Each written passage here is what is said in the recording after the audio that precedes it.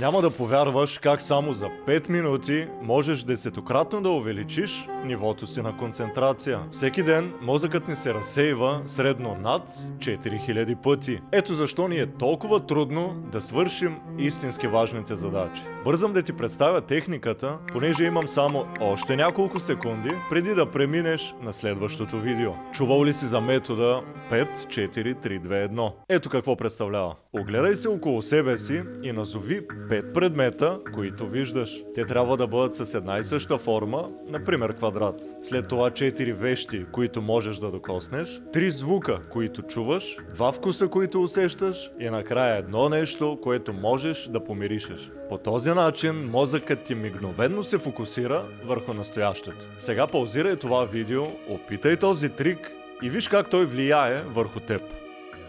Работи, нали? Пиши в коментарите дали това ти помага да се фокусираш по-лесно.